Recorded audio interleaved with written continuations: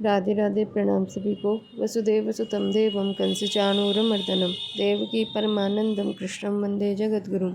श्री कृष्णं वंदे जगद्गुरुं। कल के वीडियो में श्लोक संख्या 11 तक की चर्चा हो गई थी। अब आगे 12वें श्लोक से। भक्तों पर भगवान की अलौकिक विलक्षण कृपा की बात सुनकर अर्जुन की दृष्टि भगवान की कृपा की तरफ जाती है और कृपा से प्रभावित होकर वे आगे के 4 श्लोकों में भगवान की स्तुति करते हैं। अर्जुन उवाच परम ब्रह्म परम धाम पवित्रं परमं भवान् पुरुषं शाश्वतं दिव्यमादिदेवमजं विभुम् आहुस्त्वांशय सर्वे देवर्षिर्नारदस्तथा असितो देवलो व्यास स्वयं चैव ब्रवीषि मे। अर्जुन बोले, परम ब्रह्म परम धाम और महान पवित्र आप ही हैं। शाश्वत दिव्य पुरुष आदिदेव अजन्मा और सर्वव्यापक है। ऐसा आपको सबके सब ऋषि देवर्षि नारद असित देवल तथा व्यास कहते हैं और स्वयं आप भी मेरे प्रति कहते हैं। व्याख्या। परम ब्रह्म परम धाम पवित्रम परमम भवान। अपने सामने बैठे हुए भगवान की स्तुति करते हुए अर्जुन कहते हैं कि मेरे पूछने पर जिसको आपने परम ब्रह्म कहा है वह परम ब्रह्म आप ही हैं, जिसमें सब संसार स्थित रहता है।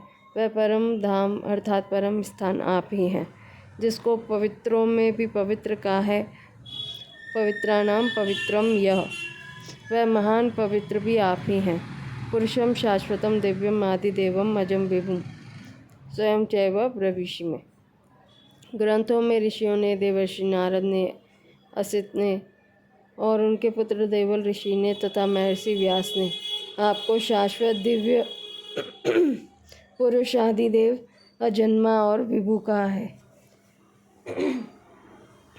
आत्मा के रूप में शाश्वत, सगुण निराकार के रूप में दिव्य पुरुष, देवताओं और महर्षियों आदि के रूप में आदिदेव। मूढ़ लोग मेरे को अज नहीं जानते तथा असमूढ़ लोग मेरे को अज जानते हैं। इस रूप में अज और मैं अव्यक्त रूप से सारे संसार में व्यापक हूँ। इस रूप में विभु स्वयं आपने मेरे प्रति कहा है। परिशिष्ट भाव। निर्गुण निराकार के लिए परम ब्रह्म, सगुण निराकार के लिए परम धाम और सगुण साकार के लिए पवित्रम परमम भवान पदों का प्रयोग करके अर्जुन भगवान से मानो यह कहते हैं कि समग्र परमात्मा आप ही हैं। जो स्वयं भी शुद्ध हो और दूसरों को भी शुद्ध करे वह परम पवित्र है। भगवान परम पवित्र हैं और उनके नाम रूप आदि सब भी परम पवित्र हैं। चौथे अध्याय के 38वें श्लोक में ज्ञान को इस श्लोक में सबसे पवित्र बताया गया है। न ही ज्ञानेन सदृशं पवित्रम इह विद्यते, परंतु वह ज्ञान भी समग्र भगवान के अंतर्गत है, अतः भगवान ज्ञान से भी अधिक पवित्र है। सर्वमेतं दितं मन्ये यन्मां वदसि केशव, न हि ते भगवन् व्यक्तिं विदुर्देवा न दानवा। हे केशव, मुझ में जो कुछ कह रहे हैं यह सब मैं सत्य मानता हूँ। हे भगवान, आपके प्रकट होने को न तो देवता जानते हैं और न ही दानव ही जानते हैं। व्याख्या। सर्वमृत धृतम मन्ये यन्मां वदसि केशव। कै नाम ब्रह्मा का है, ए नाम विष्णु का है, ईश नाम शंकर का है और वह नाम वपु अर्थात स्वरूप का है। इस प्रकार ब्रह्मा, विष्णु और शंकर जिसके स्वरूप हैं उसको केशव कहते हैं। अर्जुन का यहाँ केशव संबोधन देने का तात्पर्य है कि आप ही संसार की उत्पत्ति, स्थिति और संहार करने वाले हैं। 7वें 9वें अध्याय तक मेरे प्रति आप यत जो कुछ कहते आए हैं वह सब मैं सत्य मानता हूँ और एतत् अभी 10वें अध्याय में आपने जो विभूति तथा योग का वर्णन किया है वह सब भी मैं सत्य मानता हूँ। तात्पर्य है कि आप ही सबके उत्पादक और संचालक हैं। आपसे भिन्न कोई भी ऐसा नहीं हो सकता। आप ही सर्वोपरि हैं। इस प्रकार सबके मूल में आप ही हैं, इसमें मेरे को कोई संदेह नहीं है। भक्ति मार्ग में विश्वास की मुख्यता है। भगवान ने पहले श्लोक में अर्जुन को परम वचन सुनने के लिए आज्ञा दी थी। उसी परम वचन को अर्जुन यहाँ ऋतम अर्थात सत्य कहकर उस पर विश्वास प्रकट करते हैं। न ही ते भगवान व्यक्ति विदुर देवाना दानवा। आपने कहा है कि मेरे और तेरे बहुत से जन्म बीत चुके हैं, उन सबको मैं जानता हूँ, तू नहीं जानता।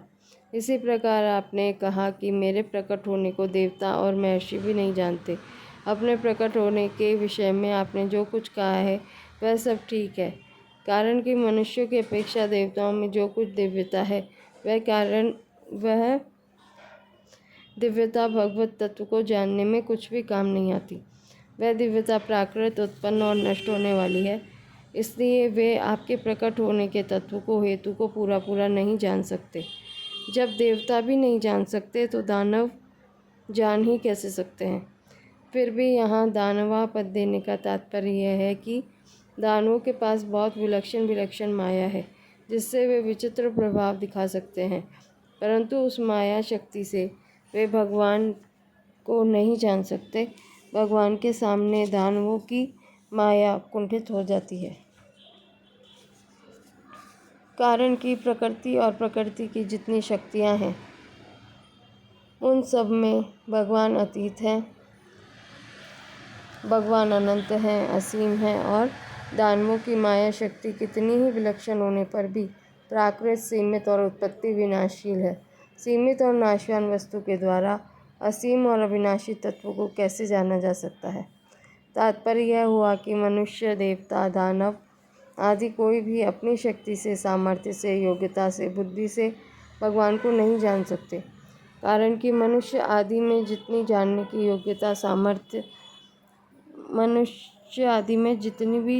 की योग्यता और सामर्थ्य विशेषता है वह सब प्राकृत है और भगवान प्रकृति से अतीत है। त्याग, वैराग्य, तप, स्वाध्याय आदि अंतःकरण को निर्मल करने वाले हैं, पर इनके बल से भी भगवान को नहीं जान सकते। भगवान को तो अनन्य भाव से उनके शरण होकर उनकी कृपा से ही जाना जा सकता है। परिशिष्ट भाव।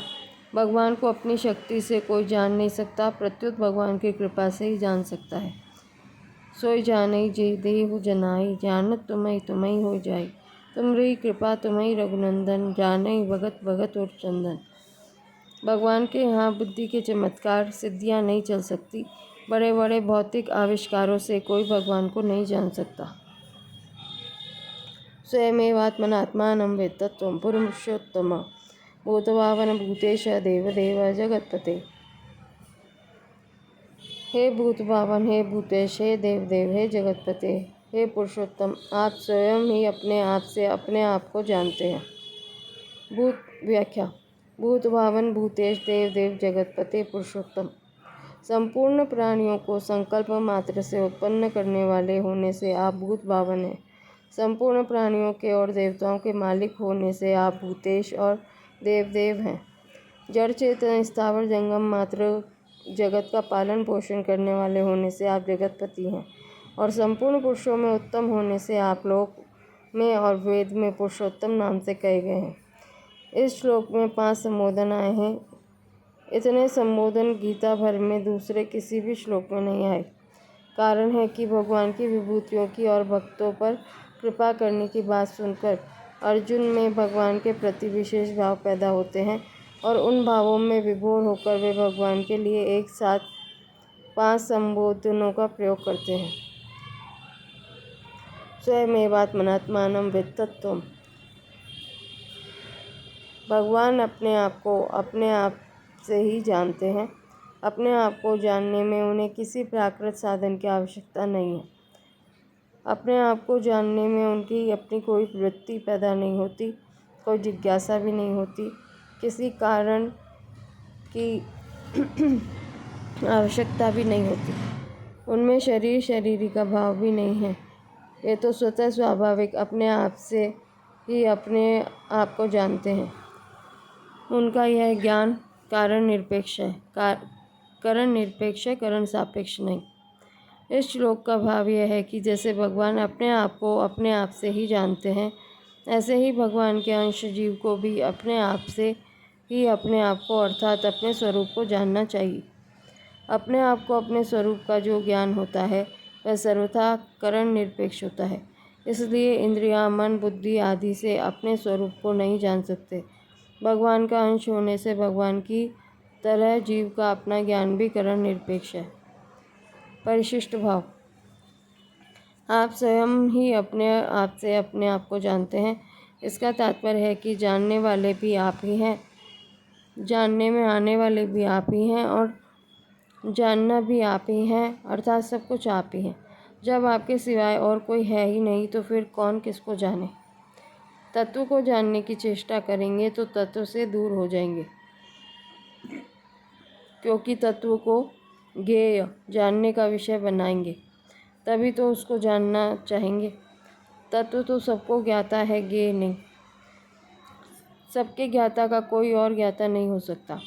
जैसे आँख से सबको देखते हैं पर आँख से आँख को नहीं देख सकते, क्योंकि आँख की देखने की शक्ति इंद्रिय का विषय नहीं है, अर्थात इंद्रियां खुद अतीन्द्रिय हैं। अतः वह परमात्मा तत्व स्वयं ही स्वयं का ज्ञाता है। इससे आगे के श्लोकों की चर्चा कल करेंगे। राधे राधे।